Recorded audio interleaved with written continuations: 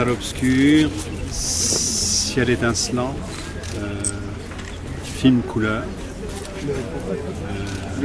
beaucoup de spectateurs, quel plaisir.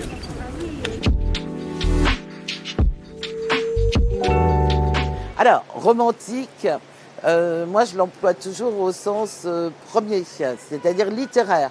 Et le mouvement romantique, ça a été un mouvement révolutionnaire, parce qu'il a placé le jeu au cœur du roman.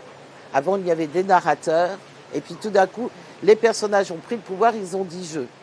Et donc, c'est quelque chose de totalement contemporain. L'affirmation de soi, l'affirmation de sa différence, de ses choix de vie, etc. Donc, le romantisme, c'est ce qu'il y a de plus moderne, finalement, aujourd'hui.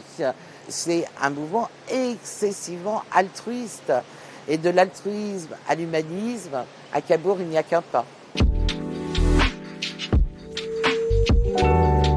Oui, oui, parce que jusqu'au bout, comme tous les événements, etc., eh bien, on n'est pas à l'abri d'un cluster. Et donc, ce point d'interrogation qui plane au-dessus de nos têtes, ça ne rassure personne. Ni les artistes, ni les organisateurs, ni les institutionnels, etc. Donc, il y a encore une semaine, on discutait avec le préfet. Pour savoir si c'était possible de monter l'événement. Ouais. Voilà, exactement. Nous aussi, on avait ce doute-là. Est-ce que les gens vont revenir? Est-ce qu'ils vont être aussi présents? Tu connais le festival depuis des années. On fait salle pleine parce que nos salles sont petites.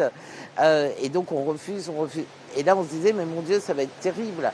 Eh bien, non, les gens sont là. Alors, nos salles ne sont pas complètes parce qu'on est encore soumis au mois de juin aux 65%. Mais elles sont au maximum de la capacité de la jauge.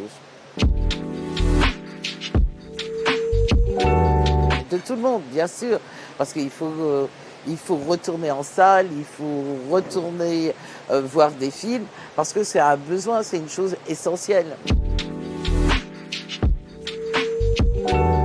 C'est une jeune génération étonnante, performante, exaltée, heureuse et tout. Et c'est vrai que, imaginons-nous, à 20 ans, vivre enfermé pendant 1 an et demi. Alors moi, je ne sais pas comment j'aurais fait. À 20 ans, j'étais pas le genre à me cloîtrer pendant 1 an et demi. Donc, je suis pleine d'admiration pour eux. Ce sont des comédiens fabuleux que nous avons reçus, mais au-delà, ce sont les représentants de toute une génération à laquelle il faut penser, parce qu'ils soient étudiants, boulangers, acteurs, médecins, etc. Ils ont tous vécu quelque chose qu'on n'a jamais, nous, vécu.